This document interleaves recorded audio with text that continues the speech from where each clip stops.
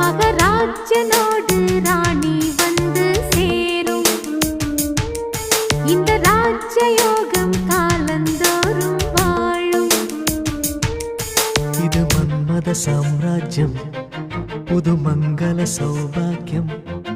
ஒரு போதும் குறையாது, தினம் கூடும் கூடும் ஆனந்தம். ராஜனோடு ராணி வந்து சேரும். இந்த ராஜயோகம் காலம் தோறும் வாழும்.